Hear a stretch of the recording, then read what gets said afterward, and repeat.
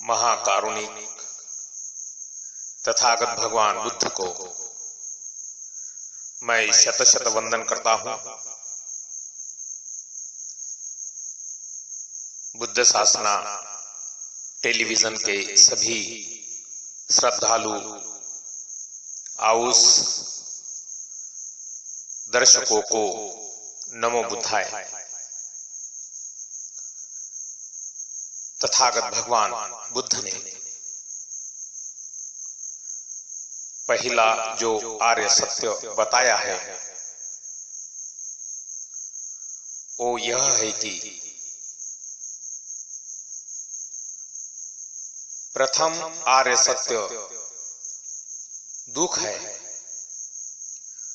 इस संसार में जन्म लेना दुख है, बुढ़ापा दुख है, मरण दुख है, शोक करना दुख है, विलाप करना दुख है, कष्ट होना दुख है, चिंतित होना दुख है, व्यग्र होना दुख है, इच्छा की पूर्ति न होना दुख है, प्रिय से वियोग होना दुख है, अप्रिय से संयोग दुख है।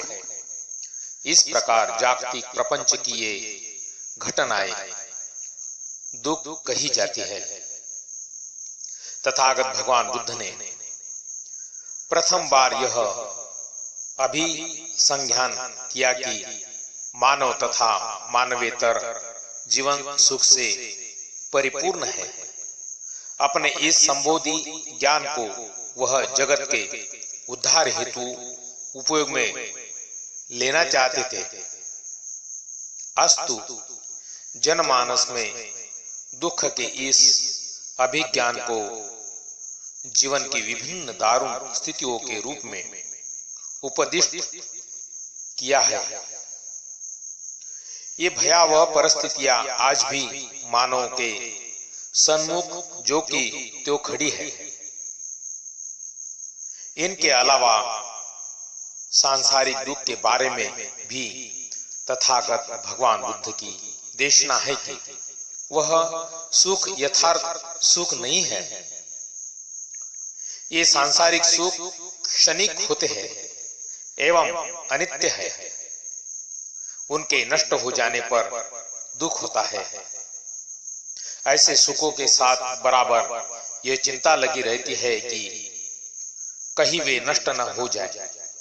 इस तरह के अनेक दुख परिणाम है जिनके कारण सांसारिक सुख वास्तविक सुख नहीं समझे जा सकते हैं। वे आशंका और चिंता के मूल है।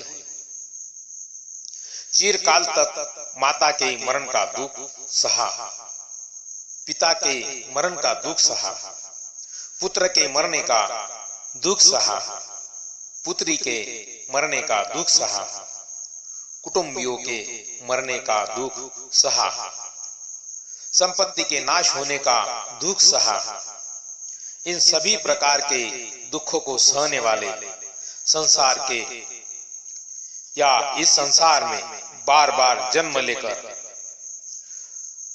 प्रिय के वियोग तथा अप्रिय के संयोग के कष्ट सहे है,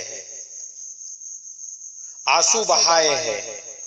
इस प्रकार दीर्घ काल तक दुख का अनुभव किया है। दुख की विभीषिका पर तथागत द्वारा बार बार प्रकाश डालने का अभिप्राय इस सच्चाई में छुपा है कि यह एक गंभीर सत्य है एवं पहला सत्य आर्य सत्य है।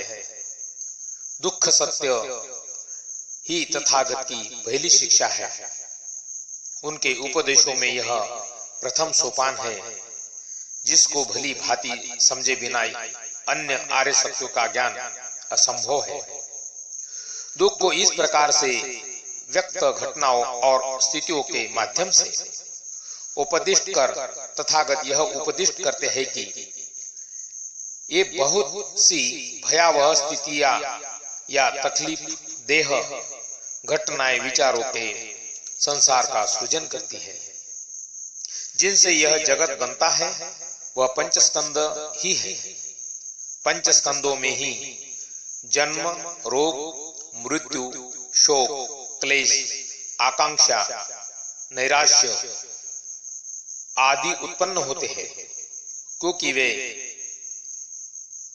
आश्रव या क्लेश के वशीभूत होते हैं। ये आश्रव स्कंद जिनसे आसक्ति उत्पन्न होती है दुख है।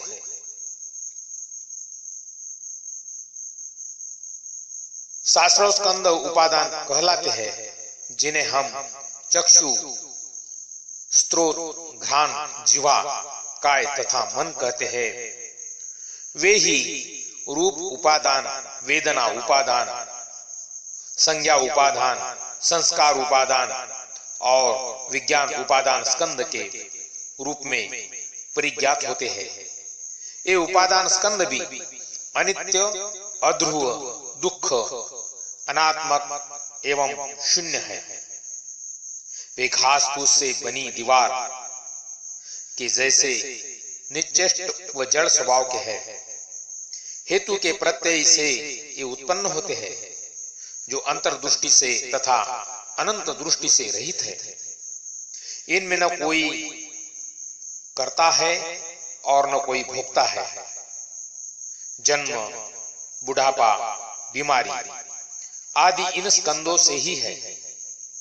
इस प्रकार स्कंदों के प्रत्यय से दुख उत्पन्न होते हैं। अस्तु पंजस स्कंदात्मक शरीर दुख है। उत्पत्ति या जाति दुख है। ये उत्पन्न होते हैं और तृष्णा के पानी से बढ़ते हैं। ये यथार्थ या वास्तविक सत्य नहीं है। धम्म समता के मार्ग से देखा जाए तो ये स्वभाव से अत्यंत क्षीण है और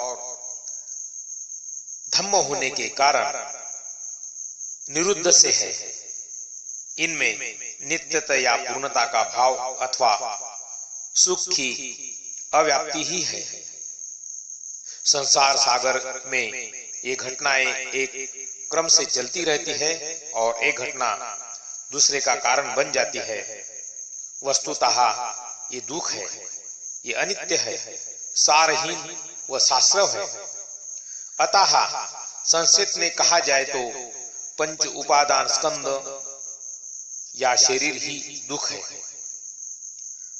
अतः इन पंच उपादान स्कंदों या जन्म से छुटकारा पाने के लिए पहले इस सच्चाई को जानना आवश्यक है कि दुख वास्तव में क्या है।